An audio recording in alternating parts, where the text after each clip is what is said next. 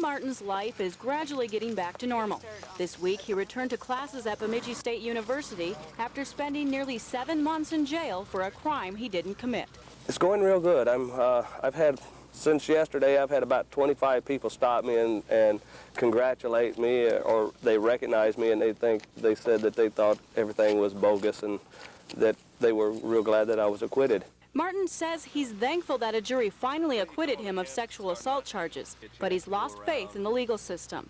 He says he was a victim of racial prejudice. The scales of justice are not balanced, and what we're hoping to do is to balance these scales to where we can actually have fair and equal justice.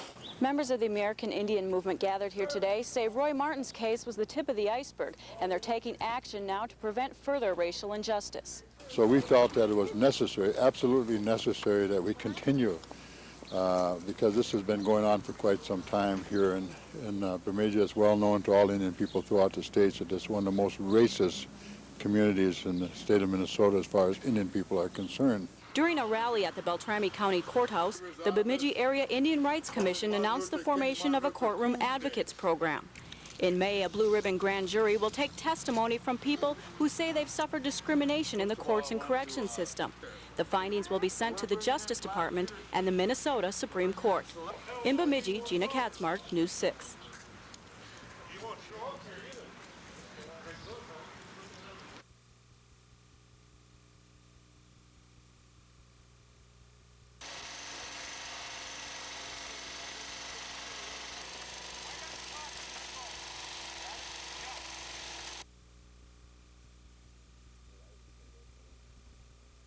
It was icy conditions, and the only thing I remember from the accident is coming over the hill and realizing that the car wasn't going to stop.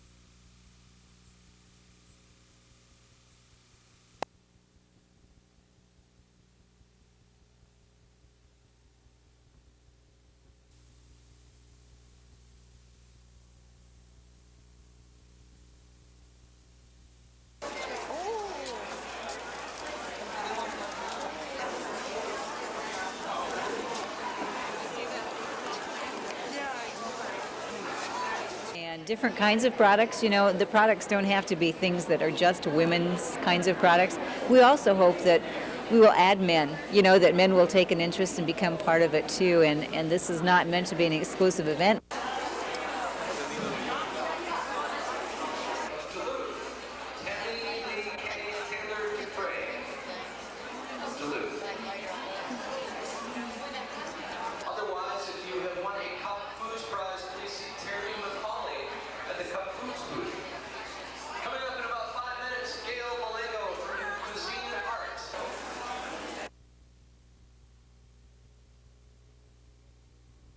I don't know how many people here listened to Rush Limbaugh last week.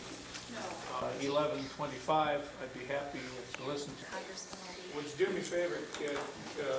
The problem, as I was just saying, the problem in this country is that all too often when we have budget squeezes, the people who are asked to be in the first line for the cuts are the people who are the most vulnerable. And I kind of think that's backwards. Because we don't need the replacement aircraft for the F-15 until what you're talking about is the school lunch funding. Rather than being funded at a national level, will be block granted.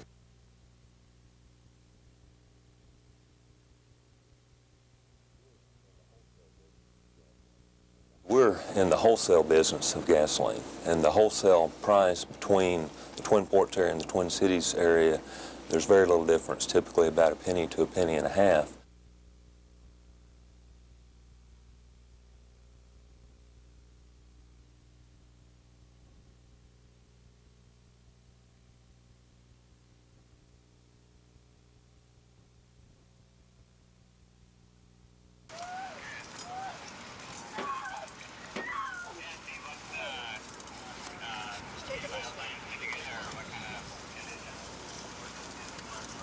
I want to hug them and hold them and tell them I love them. And then I'm going to slap them.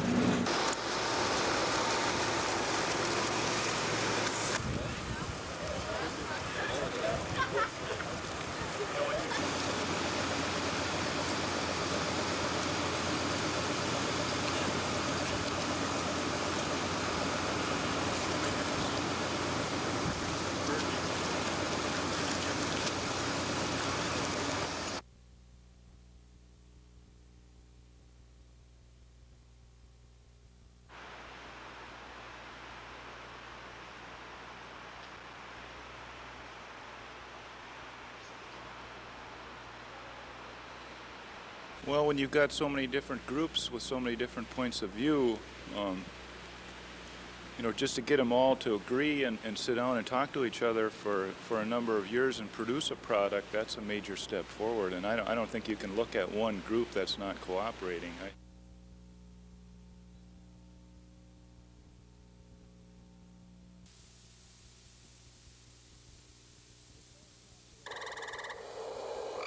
The frog population is on the decline around the world. Scientists fear it is a sign that something is wrong with the environment.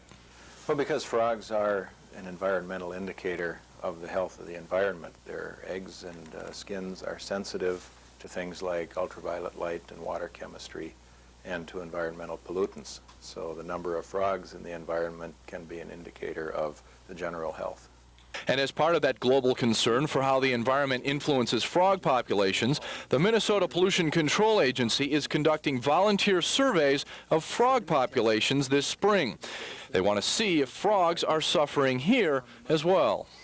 Volunteers will be asked to survey the St. Louis River as well as North Shore rivers all the way from the Knife to Grand Marais. But they won't be looking for frogs, they'll be listening for them.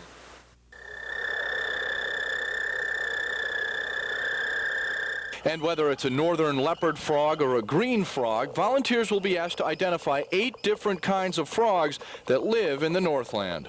It's only the males that call, so part of our project of populations is that you have to assume that the males are calling and assume that there's females, and you're sort of doubling the number then.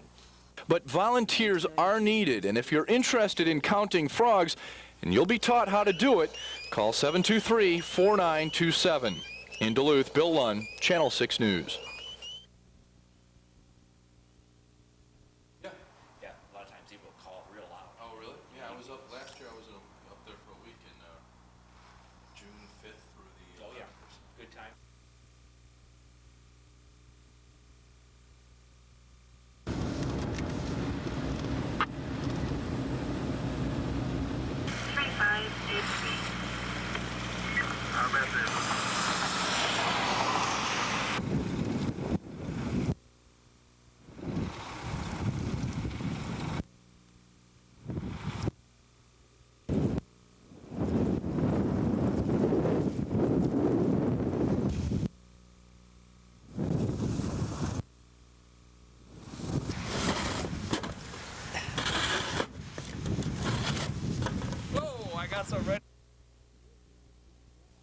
If we get an image and We're working with Dan Brockstein.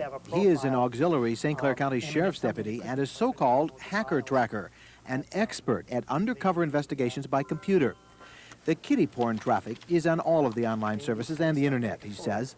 But particularly vulnerable is America Online, the nation's largest provider with more than 2 million subscribers. Here's where it happens. In chat rooms, special places where users can talk by their computers and swap messages and files. We go in a room at 1:53 on a weekday afternoon, posing as a husband and wife interested in swinging and raising a young daughter. That's all the bait that's needed. Within 2 minutes, incoming messages come one after the other, seeking sexually explicit pictures of children. Rob S. and AZ wants to know if we're trading. Time is 1:55. We've had 4 of these people hit on us looking for pictures already. Brockstein does not offer anything. He's coy, asking to see what the prowling online perverts have to offer. He says, I have a personal of my daughter. They quickly start sending photographs, incredibly graphic, X-rated images of very young children having sex with adults or each other. How old do you think that girl is? Probably 13. The frightening thing is that isn't the youngest on here. This is an old person for the type of people that trade. That's a pretty young kid. That's probably a 6 or 7-year-old kid. America Online has long been plagued by this problem. They have tried to regulate the chat rooms, screening out suggestive names like porn or pics or kids. But the pedophiles are adept at coming up with new names for the rooms, spelling teen, for example, as T-E-A-N. The problem, Brockstein says, is AOL allows subscribers to operate anonymously under assumed names. How typical was what we just experienced? Very typical. Very, very typical. You can find it any night of the week and most times of the day now. America Online refused to be interviewed for this story. They referred us to a statement by their president, Steve Case, in which he said, our policy is that all private communications, including email, instant messages, and private chat rooms, are strictly private. We do not, will not, and legally cannot monitor any private communications. Mike Wendland for NBC News, Detroit.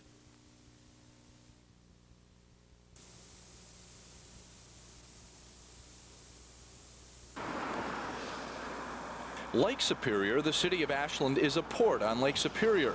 And like Superior, it's been ruled by a mayoral form of government until recently. City Administrator Tony Murphy has a master's degree in public administration and experience running other communities.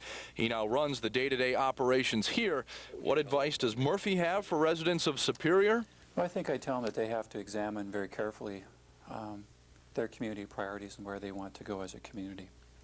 If they feel that they need to introduce a greater level of professionalism and planning into their administration, then I think a professional form of management is helpful. Voters here in Ashland were obviously apprehensive about the idea of a city administrator form of government. After all, they rejected the idea twice. However, the third time they approved it, and some city councilors now say it's one of the best decisions they've ever made. It was wonderful. I think that was the best thing the city ever did, is when we decided to put in the city administrator. You have a few people at times that are a little bit apprehensive, but I think we proved them to be wrong, and that we knew at that point that it was the time to make the switch. Most of the political squabbles are gone from city council chambers here in Ashland, but not forgotten. Oh, I still worry about politics. In Ashland, Bill Lunn, Channel 6 News.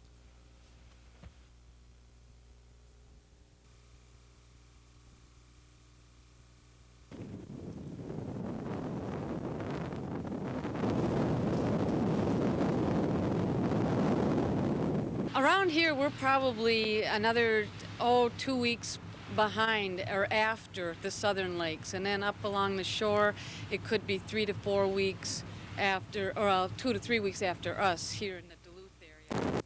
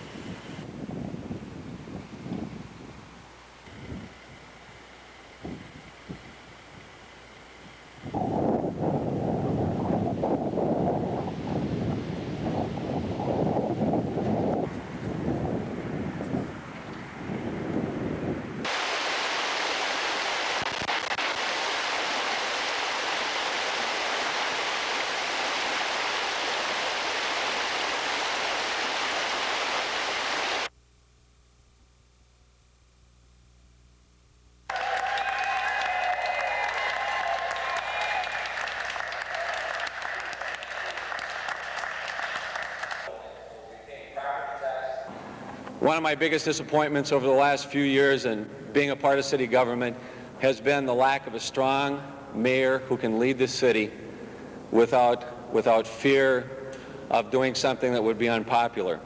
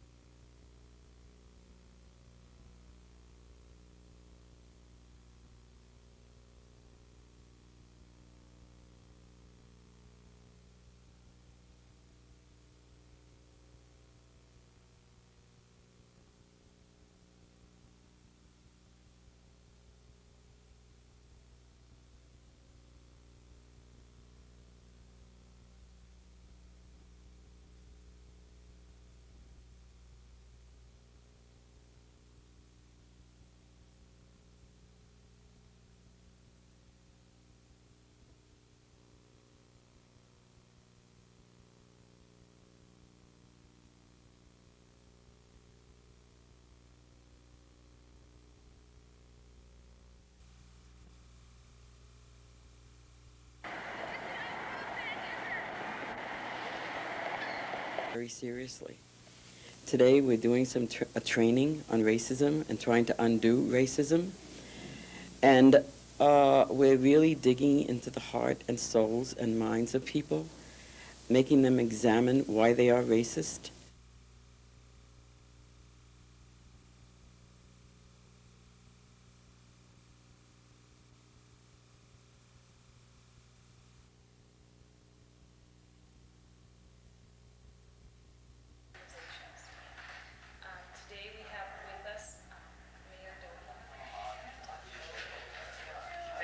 This just needs to be a gentle reminder that if the immunizations don't take place, there could in fact be consequences. We don't want to see that happen. Preventing that from taking place.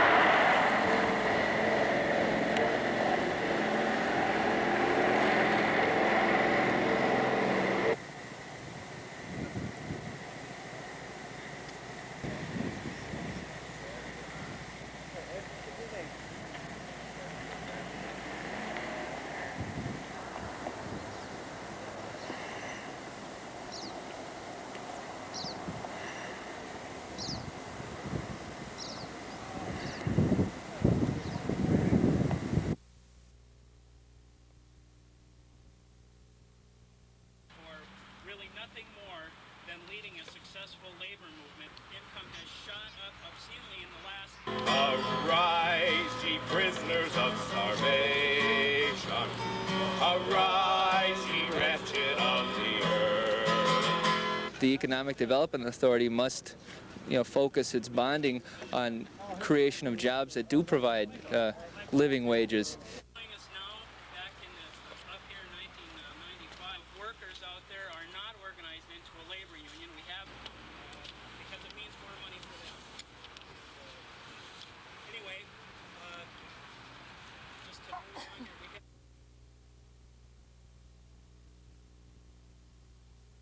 So then I go back to Minneapolis. You're speaking to the class? Yeah, it's in where the instructors have their offices. We catch them, and if they should happen to get them in, there's a chance that these things are ineffective or the wrong strength. We found a lot of drugs overseas that are counterfeit, so there's a lot of reasons for not doing it.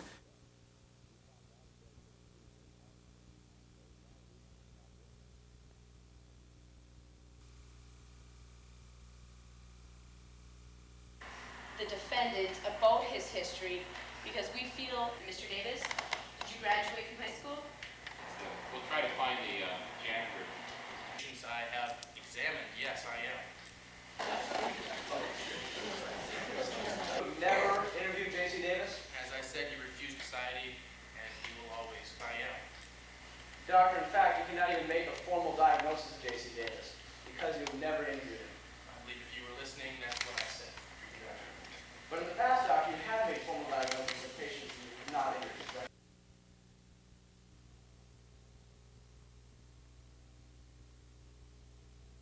Largest suppliers to Meredith. The price tag, $112 million. Minnesota Power is out of the paper business. After helping start LSPI in the mid-'80s, the utility announced it has sold its interest to Consolidated Papers Incorporated. Officials said it was simply time for someone else to take over. We think we've done that. The mill is not going to move. It's not going to go anywhere. It's a world-class paper mill. And so there's another phase now, the expansion phase, which someone else like Consolidated is in better position to do than we are. On our reputation. Consolidated Papers is a paper company based in Wisconsin Rapids, and their officials immediately met with the 360 plant employees to assure them that no changes are planned for now. Of course, there probably will be some changes. There, always are, but we don't expect any significant large changes at all. Minnesota Power also sold its interest in Superior Recycled Fiber Industries. Today's sales and last month's sale of Duluth-based Reachaw will help fund a planned purchase of a national auto auction firm expected to close later this summer, and offering a hint as to the future of Minnesota Power. Company. We could not be a dominant player in the paper business. I think we can be a dominant player in the vehicle redistribution business. But while the utility tries to re-diversify, others are happy that the plant's jobs appear to be staying put. I'm very, very happy with the transaction and the transition of Lake Superior Paper into a larger paper-making family. I think this bodes well for the future of Lake Superior Paper and for Duluth. In Duluth, Jeff Pappas, Channel 6 News.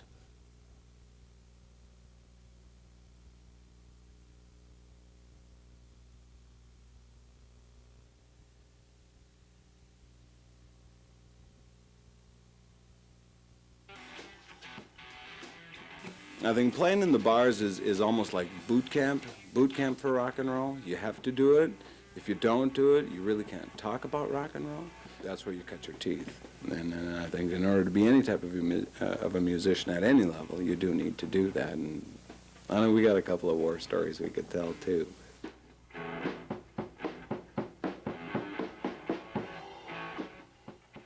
When the Montreux Music Festival thing came up, I had sent some things into it and had received some awards for things that I had done. And at that point, I guess it made me take it a little more seriously. I had done a lot of television production. And just kind of combined the two, music and playing. And now what we do is we produce radio commercials and soundtracks for different shows and things. And so we're gigging, but in a different manner.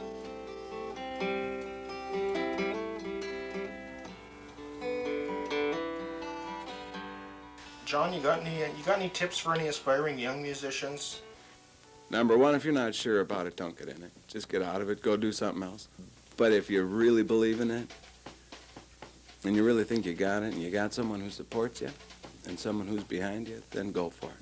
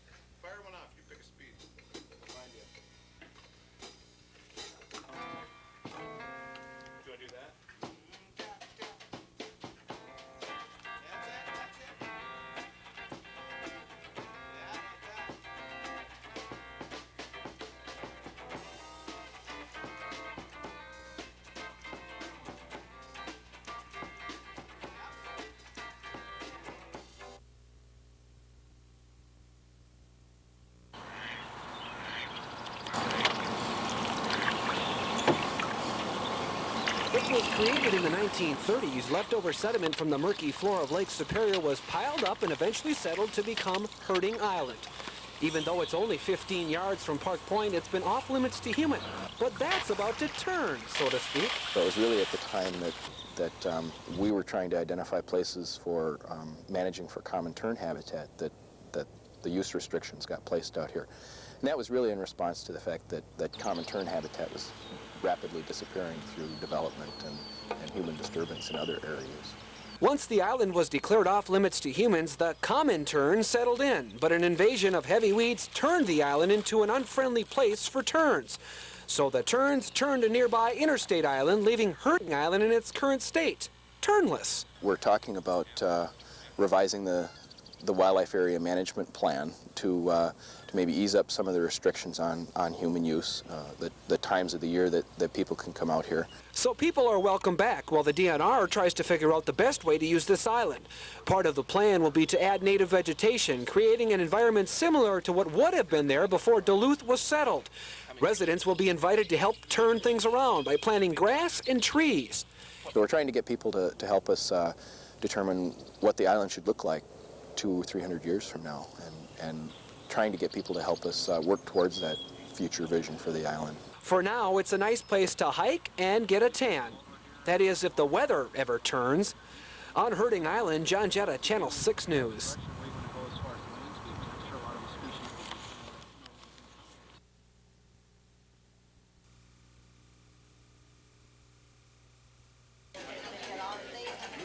Mother's Day provides a chance for all of us to spend time with family and to strengthen the ties that bind.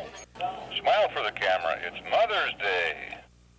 For most people, that involves making breakfast in bed and maybe taking mom out for brunch. At Augustino's in Duluth, a lot of people thought the same thing. They had 5 times their usual business today, with manager Lori Volkmuth giving up her day to work. Well, first of all, I came here to make sure that a lot of other moms and grandmoms have a wonderful day. Then I'm going to go home and enjoy all my children and my grandchildren. While some moms worked, others appreciated the effort. Josette Danessa of Duluth spent her day with daughters Catherine and Suzanne. Yeah, we have our grandmother here and grandfather from Pennsylvania today, and they came to visit their grandchildren, and we're having a real good day. And while some moms spent the day indoors, some went outside to fish. Paul and Kelly Ledoux of Duluth left their 2 kids with Grandma today to try their luck on the St. Louis River. It was so nice. The sun finally came out, and my husband took me out here for Mother's Day. Well, that's fun. Now, before you get upset, Mom was well looked after before casting a line, but then it was time to try something new. Do you do this often? No. Well, no. No, he does. He does a lot. So it's kind of his thing, and he just decided to give me a look at what he does, I guess. I don't know. Whether it's in a restaurant or on the open water, spending time together is the most important thing today, and letting moms know they aren't taken for granted. In Duluth, Jeff Pappas, Channel 6 News.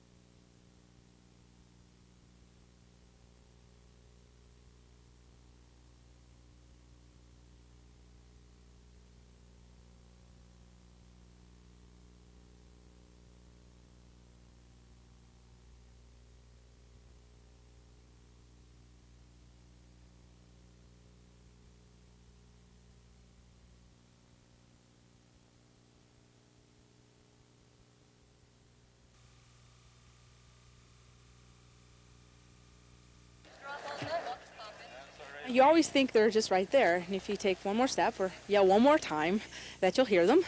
But they didn't come, and they didn't go to all the places where I knew they should be. And Sarah and Laura Thompson got themselves into big trouble when they decided to wander from their Lakewood Township yard and started walking to Grand Marais to visit their grandpa. The girls were about 100 miles short of their destination when a St. Louis County Sheriff's deputy located the pair and escorted them home. They were fine, but until you get them home and safe, there's always that chance that they could be in trouble.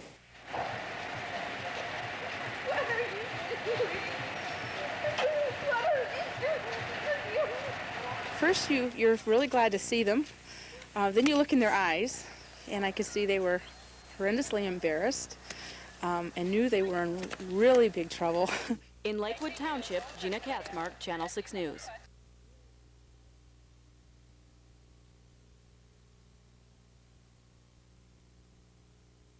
When the Postal Service announced in February that Duluth had been chosen for a 1,000-job postal encoding center, people were ecstatic.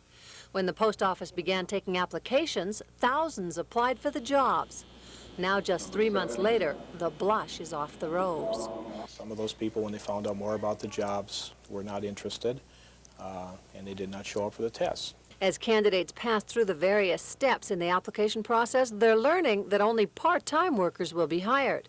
They'll earn about $9.74 an hour, but get no benefits and no guarantees about their future. Everyone will be working nights and weekends, and their hours could change from shift to shift. There will be no full-time workers hired. Part-time employees who meet a set of standards over a period of time may eventually be considered for 8-hour shifts, but it could take 6 months or longer before anyone is even considered for full-time, or what the post office calls career employment. If they pass the benchmarks and pass the training, then as soon as we're able to, we will convert those to career level. Originally, the post office had said the encoding center would provide almost 300 full-time jobs. Now spokesmen say there could be as few as 180 full-time positions. And even then, the jobs may last as short a time as just 5 years. Postal officials say they expect the encoding center technology will be outdated within about 5 years, and the jobs will be gone. Postal officials say nothing has changed. There's just a different interpretation of the promises. But for some of those who thought the new postal center could mean a brighter future, well, their dreams have been stamped out. At the post office in Duluth, Barbara Riles, Channel 6 News.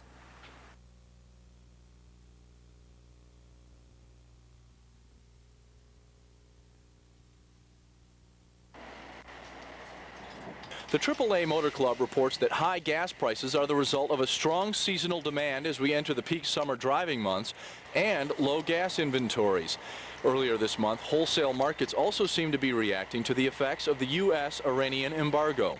If you plan to be traveling in Minnesota this weekend, the average gas price from a recent AAA survey, $1.21 per gallon. That's up 7 cents from just a month ago, although if you're driving in the Northland, you can expect to pay even more. The situation's not much better in Wisconsin. In fact, gas there is up nearly a dime. Now $1.23 a gallon from $1.14 per gallon. But people buying gas today say they've got to have it, so they'll pay it. You got to have gas. You pretty much have to pay what they charge. If you're going to go anywhere. Now, we know higher gas prices will create somewhat of a headache, but there are other things to give you a migraine as well. The AAA Motor Club is predicting this will be the heaviest traveled Memorial Day ever in Minnesota, so allow a little extra time and be patient.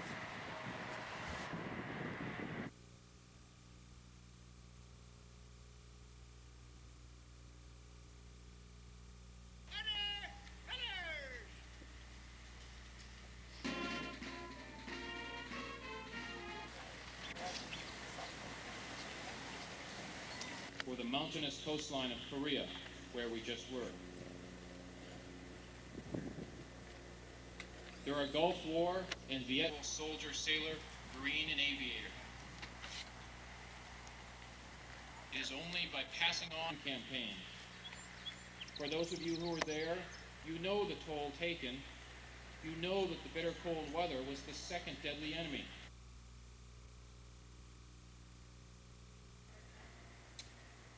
I I think 2002 is a political target. Medicare recipients, elderly people, or Medicaid recipients without overall health care. Northeast Minnesota, you'll find the same thing. 75%. $400 billion of cuts in Medicare and Medicaid over the next 7 years, $4.7 billion of Medicare cuts in Minnesota.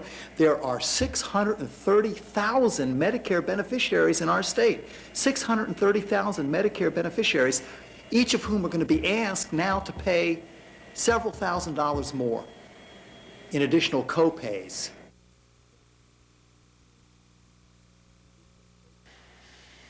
Neither resolution calls on the Pentagon. There's going to be an A and a B in Medicare recipients, elderly people, or Medicaid recipients without overall health care reform. You can't just target them for 3 or 4.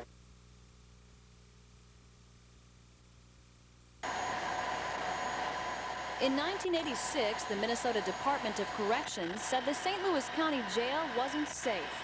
$13.2 million, and almost a decade later, a safer, more cost-effective jail opened today.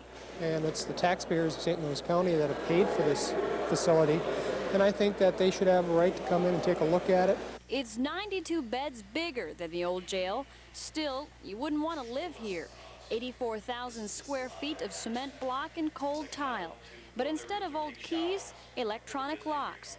Officer Mike Sinner says if he doesn't have keys, he's less likely to be a target for inmates who want out. That's the whole premise of this jail is built along those lines, that no officer that the inmates come into contact with can get them out of the jail. It does them no good to take over the officer. 25% of the inmates that come to jail have an outstanding warrant for their arrest. Those people may have been released at the old jail, but with new fingerprinting technology, those warrants will be identified right here. And we've also got the technology for the 21st century rather than the 20th century.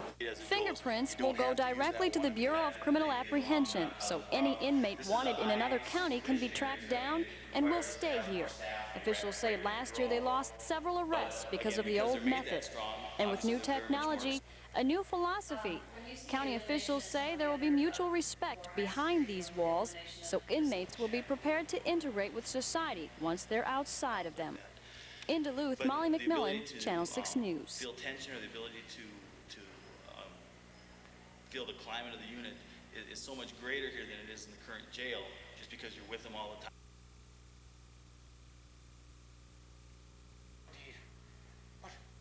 Clara and Chester Congdon won't be in residence this summer, but they're still accepting visitors to their mansion on London Road. Clara Congdon to Glenn Sheen. Thank you.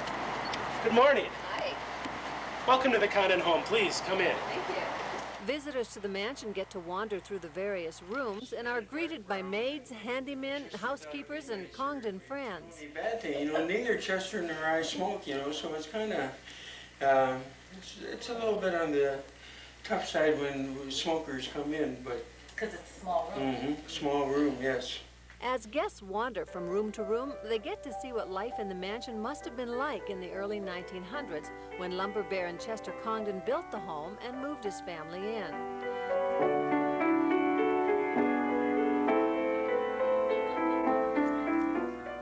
Sometimes guests even stumble onto a little bit of the backstairs life. What are you doing? Well, I'm tightening it up. You told me to fix it. That's not the place that it's leaking. Well, where is it leaking? It's the other side. But the little altercation is quickly squelched by the matter-of-fact housekeeper. I'm sorry. Sorry. The living tours will continue throughout the summer. In Duluth, Barbara Riles, Channel 6 Working News. her fingers to the bone, and it looks like the gentleman is getting ready to go out and do the town. And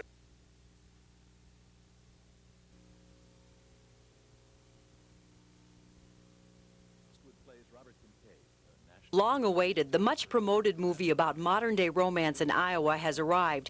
It's not often that Hollywood gives us such unforgettable characters as those played by Clint Eastwood and Meryl Streep. Eastwood directed the film. He did everything that he had to do willingly and without a lot of drama. He just opened his heart in this movie.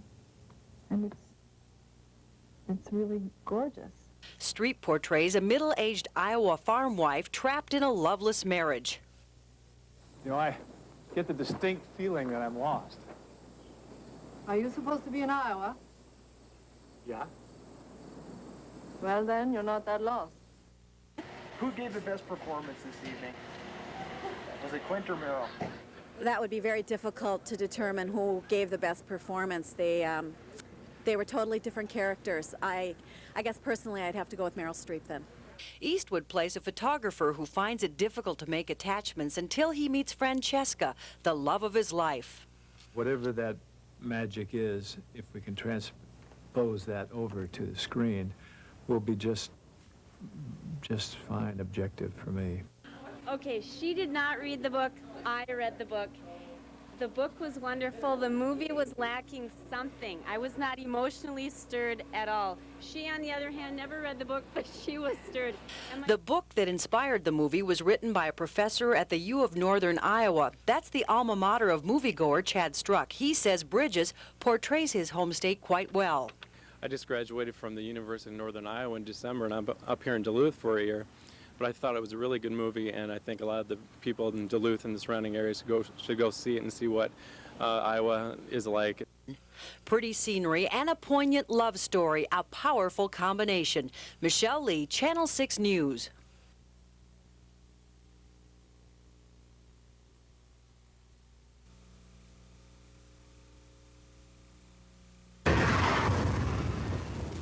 The barn and Wisconsin's countryside. They go together like bread and butter.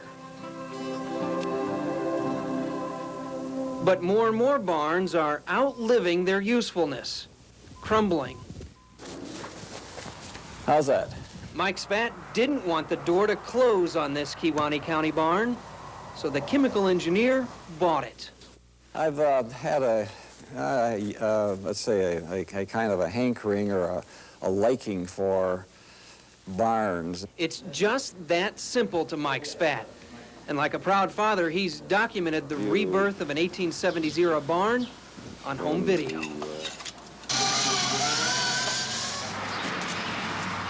What's unique about barns is the stories they can tell. Farmer Jerry Sinkula is on the same mission of preservation. Farmers have to learn to adapt their barns for different uses right now because the size of the farms are changing so drastically. This barn near Norman in Kewaunee County has weathered 75 winters now. Its unique quality, poured concrete walls and ceilings. Today, it would cost more than $1 million to build. We have a proud tradition of ethnic heritage, and each one built their buildings a little bit different. And if you leave these barns go down, you lose all that ethnic specialty that we have in this area. This is a threshing barn, by the way. So it may just take city guys like Mike Spat to save the stories of Wisconsin's rural heritage. He's preserving the unique for the next generation.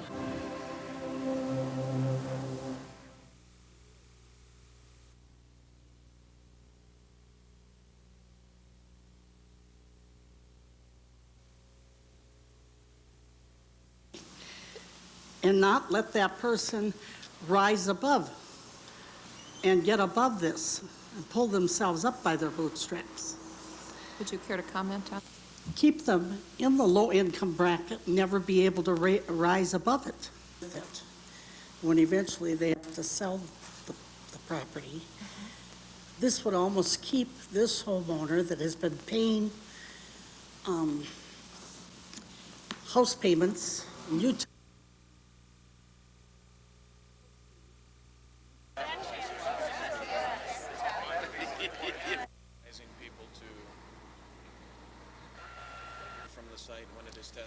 It's a normal procedure during hydro testing because we do test the pipe to a very high pressure, much higher pressure than we would normally operate at.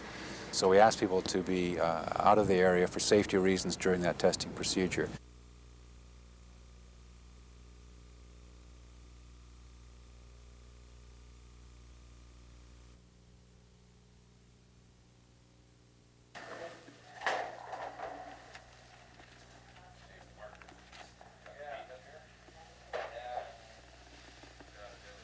The students have met with the classrooms that were the most heavily damaged, and they gave an apology to the students. And this summer, the students will be working on a cleaning and maintenance program within the school system.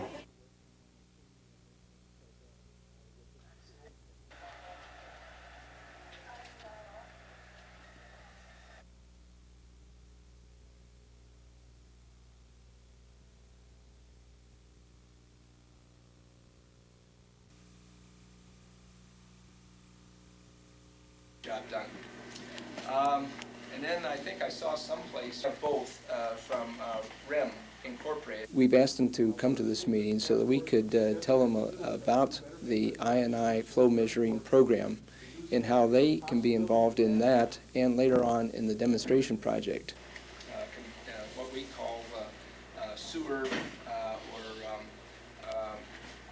to do certain enforcement activities.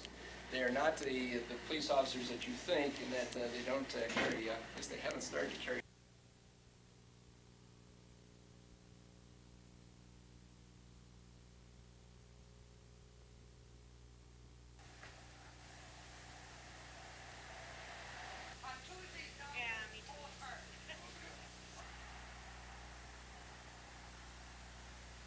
There's no longer the traffic there, and to bring it up to city codes and fire code, all the codes, it's just, it would take 20 years to pay for that.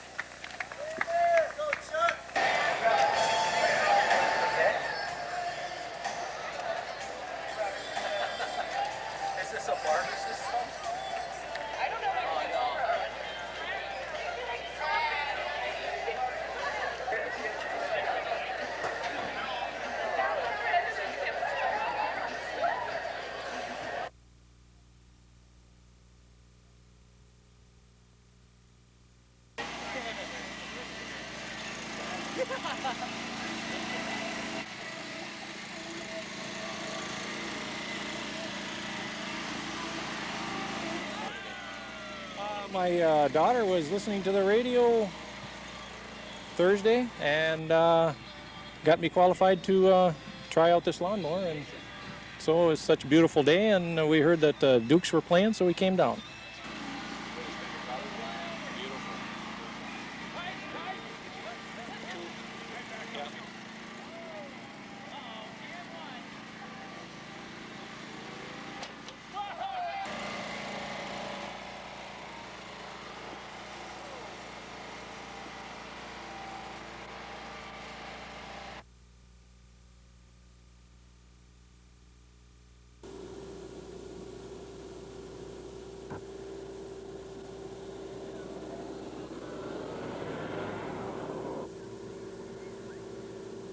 can do. One of the things that people should note that the island does post that we do not have lifeguards on duty. They are swimming on their own risks. And I think people should understand that, especially when they're using the lake side of the island, that there are drop-offs and there are currents underneath that are dangerous.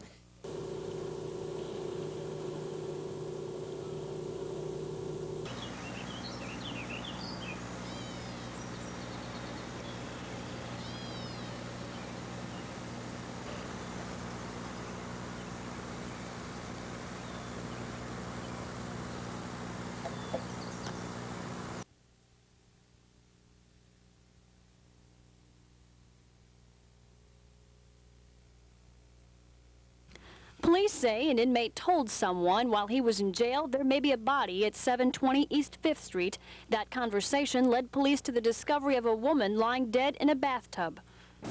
We called the BCA crime lab to come up and do some analysis of the apartment. There appears to be some signs of a struggle in there, and so they're able to better collect some of that information. The victim is a Caucasian woman in her mid-40s. She lived out of town, and nobody seems to know why she was in Duluth. But people have been seen near the apartment before the homicide occurred. I didn't even know the gentleman that lives there now, except to see him, you know, maybe in the alley here and say hello, but that's it, you know. Investigators are questioning the man who originally led police to the death scene. He was the last person to see the victim alive. He is currently being held on charges of criminal sexual conduct.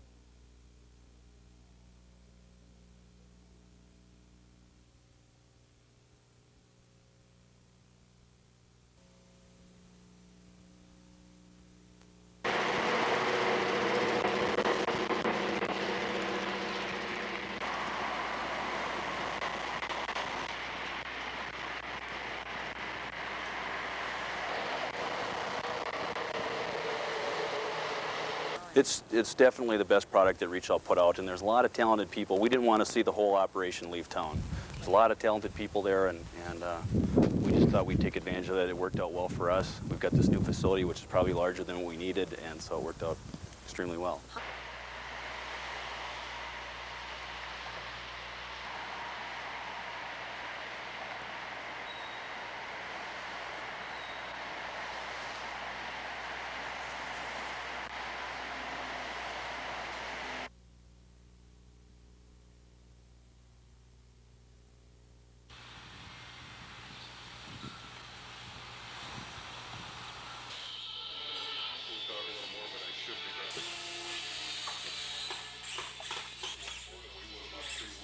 This building's over 50 years old, and the construction in here was just fantastic. The timber that was here was the true 2x4, 2x6.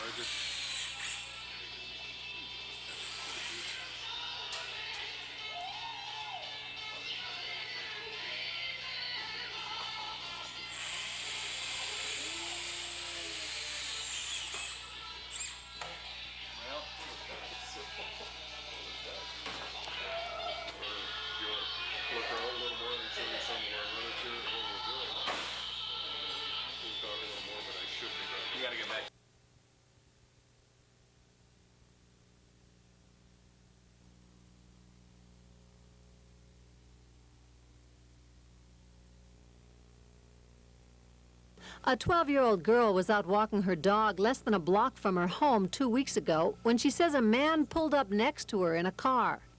The guy stopped and asked me how I was doing. Told him I was doing fine, and he asked me if I was out walking the dog, and I said, yes, I am.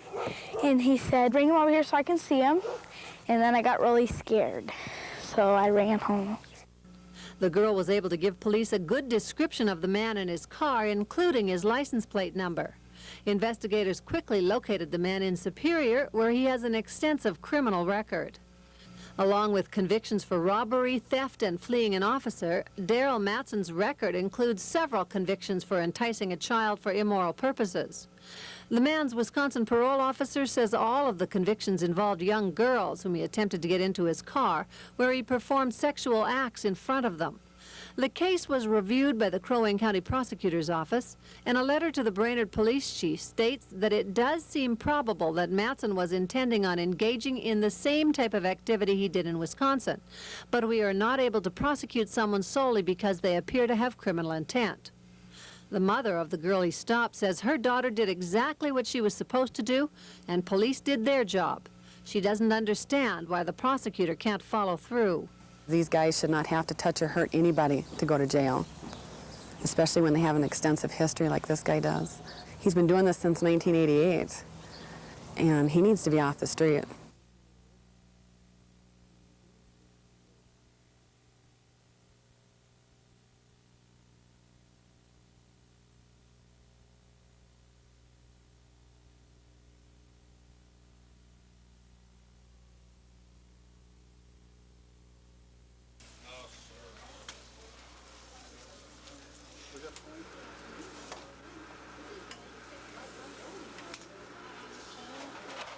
There are sometimes conflicts because people expect us to be a governmental agency or a social service agency that just doles out and is, in effect, a complete charity where you give not a helping hand up, but a hand out. And we think that's wrong.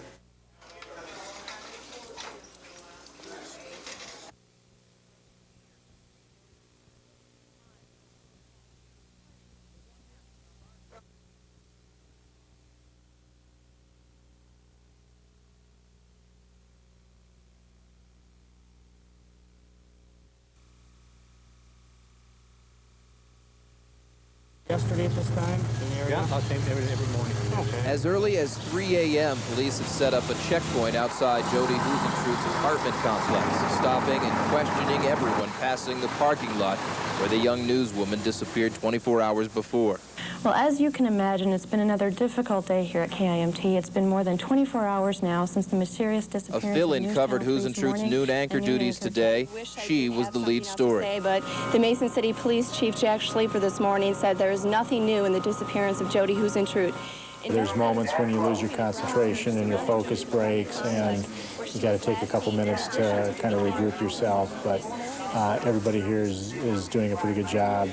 We're worried about Jody. There's distractions with you folks here from other media and the police too, but we're very worried about Jody and want her back. Topping our farm news, a North Iowa woman is in serious condition after being Jody Husentrud has worked for KIM-TV for 2 years. With previous stints in Cedar Rapids and Alexandria, the 27-year-old Minnesota native was working her way up the broadcast career ladder. This was her last newscast Monday morning before disappearing. All right, 10-4. This morning, a search turned up a T-shirt in a tree a mile from Husentrud's apartment, which was bagged as possible evidence. This afternoon, search dogs combed the riverbanks, woods, and fields near Husentrud's apartment. No big breaks. As far as suspects, I don't know that we are at this point in our investigation to say that we have suspects or that we should be looking, in fact, for suspects. Don't mean to be coy here. I'm just simply saying that we're keeping our options open. And at this point in time, we're not looking at any individual or individuals as suspects.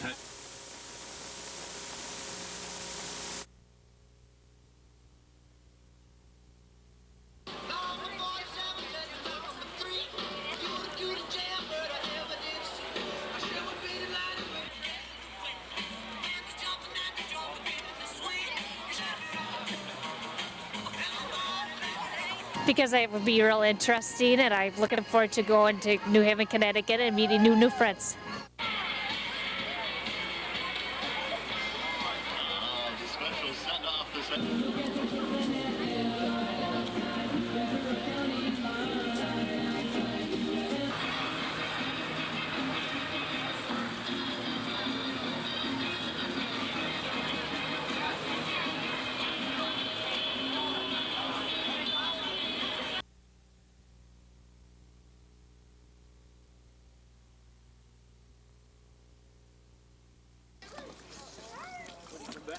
After 14 years of spawning in hatcheries, more than 200 redfin trout are returning home to Lake Superior.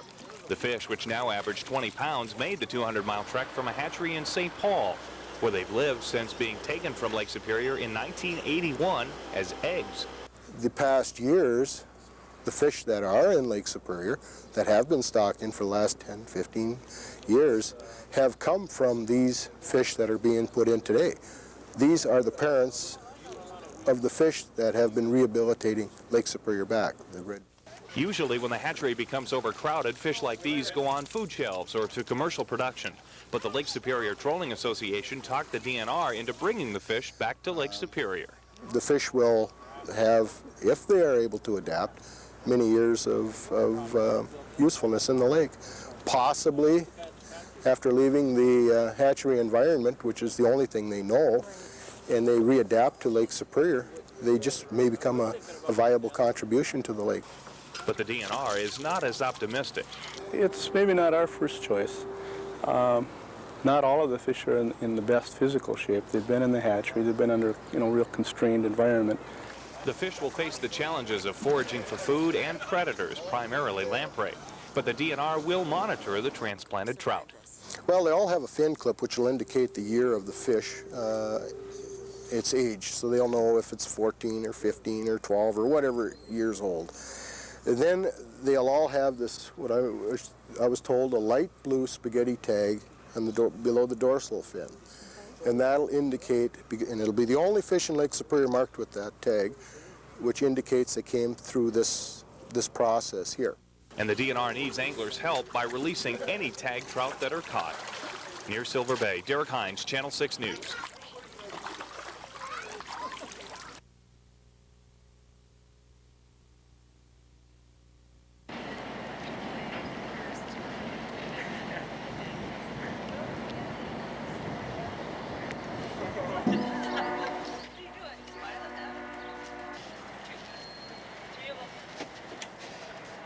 I'd say the best place would be Bayfront Park. You got the Everly Brothers playing just before it.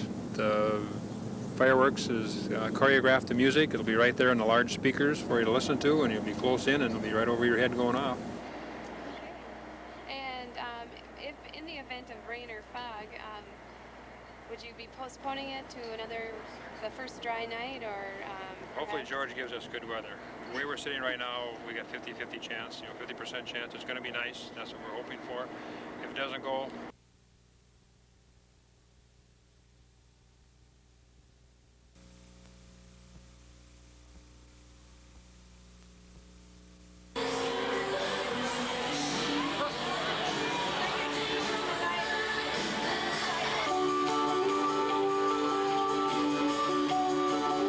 I'm really sad if there's no fireworks, but this seems like a fun time, so. Oh, well, we thought we'd go down to the tent and watch the fireworks if they happen. I'm not sure they're gonna, though. I don't know. Pretty foggy.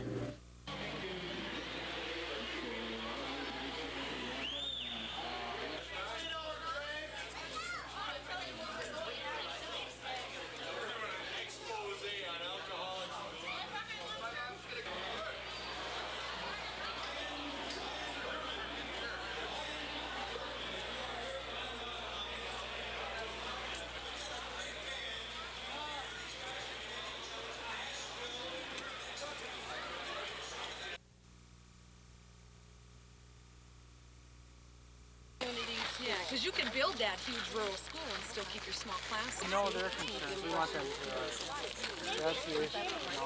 Moving to the west end. So Sally's going to help her out for the rest of the summer. Well, I know Sally Kreischer. For that rural elementary right now, we're looking at the fact that if they do close Munger School, there'll be some extremely long bus rides for our children. In addition to that, we'll lose our small classrooms. We just believe in the small school, the small community school. No, ours is like this. Did you pin like where everybody lives? I think. Hey.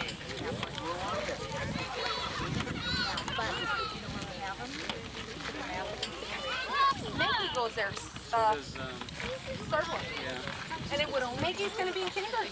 Yeah, she.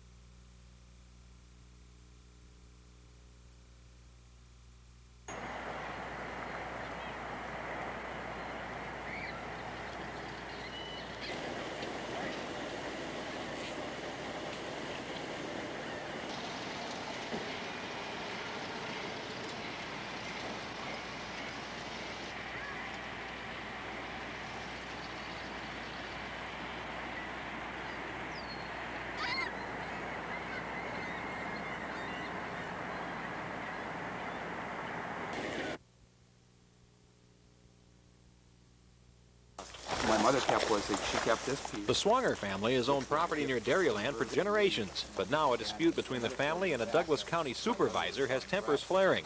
Jack Swanger of Solon Springs says County Board Supervisor Mike Glenn moved onto his property, destroyed signs, and cut off the locks on his front gate because Glenn says it's on county land.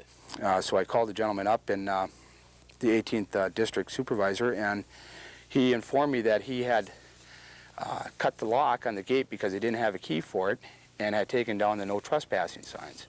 The signs were restored, but things came to a head yesterday when Swanger returned to find the locks changed. And then that's when, you know, things really hit the fan. Because I was out here with my mother, you know, and I've never been locked off my own property before in my life. Now the issue is so heated that Swanger's claims are being investigated by the Douglas County Sheriff. But in this case, the county's right hand literally doesn't know what its left hand is doing. The county official says the gate is in fact on private property. The dispute, apparently, from everything I've gathered, is that this road is on public land, when in fact it's not. Epperly's opinion is based on official topographical maps of the area. Swanger says the damage to his property isn't the issue, but the principle is. But it's my personal property. These are signs that I purchased out of my paycheck, and where does anybody have the right to tear them down or cut my lock off? The Swangers returned the gate to its original state this morning and say they'd like to meet with Glenn to discuss the issue, which might take some time to resolve. Near Dairyland, Jeff Pappas, Channel 6 News.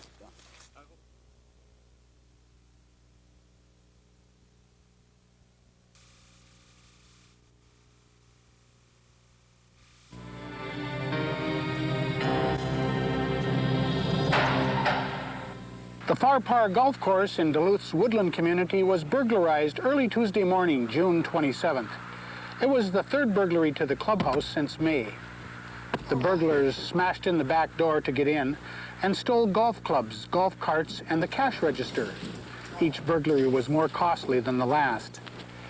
The burglars not only stole, but they seemed determined to ransack the business. They threw items out of the cupboards and emptied containers on the floor. They threw golf clubs on the course and broke several clay planters.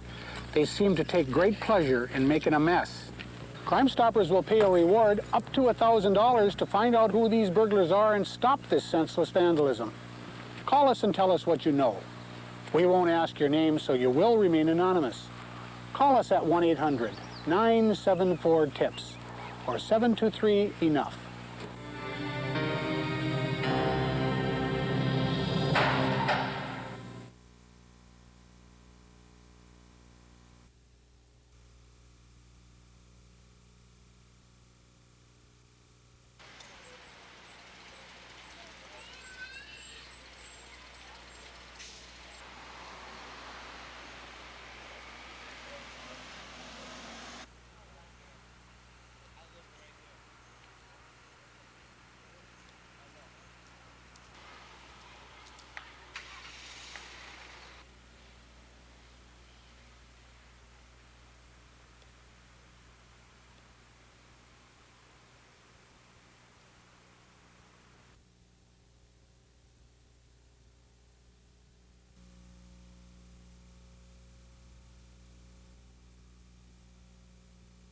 The criminal complaint against Sergei Petrov paints two very different versions of what happened at the Stadium Apartments in the early morning hours of March 26th. According to the criminal complaint, the two were taking off her clothes. They did not ask her permission. They did nothing to suggest they cared if she was willing or not. However, the story of Aaron Novak is quite a different one. In his first interview with investigators, he said he and Petrov were leaving a party, found a girl in a room who was drunk, and helped her to bed. But then the story changed, Novak telling investigators that both he and Petrov had sex with the woman, but says the sex was consensual. On Friday, prosecutors charged Aaron Novak with one count of first-degree criminal sexual conduct.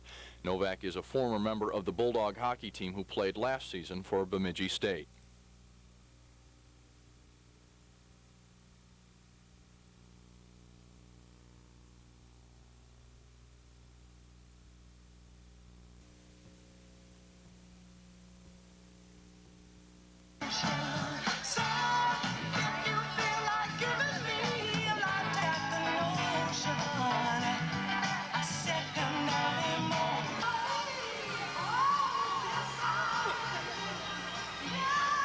Well, I know it's to celebrate African American freedom, and and the pride, you know, that comes with it. So.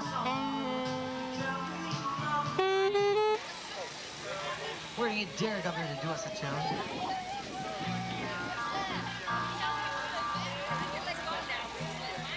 Are you ready?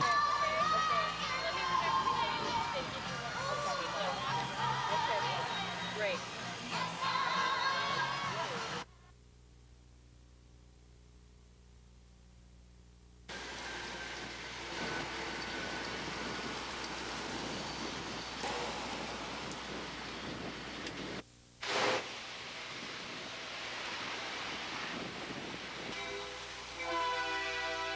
A total of 22 samples were tested for the presence of Legionella bacteria. All were negative except those that were connected with our hot water tank system at 30 10th Street. So this makes it, it points to the hot water tank as the source of the Legionella contamination. Further tests. We're going to wait just a couple more minutes. I know, I think those of you who are here on time. Campaign speeches. I haven't said a word at the last meeting.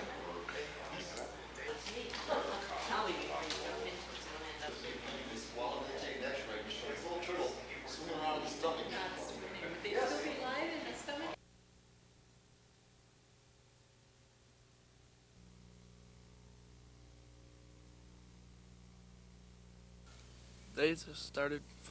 I have a little brother, and that's why it mostly started, because they tried to pick on my little brother, so I told them to leave him alone. And I got in a fight with some Asian. He hit me once in the face, and Jason picked him up, and he threw him once, and I think that's mostly why it happened, I think. And that was the incident that sparked the shooting of 16-year-old Billy Kingston. Kingston was rushed to the hospital after 2 shots were fired from the lot across from 1107 Johns Avenue.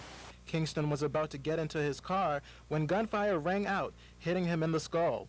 Luckily, Kingston was not seriously injured. He was treated and released in good condition. If it was random. Brad, a friend of Billy Kingston, says this is not the first time problems have arisen between the two groups. Well, there's been times where we've almost gotten into a fight with these people before, and they just try to, I feel they just try to scare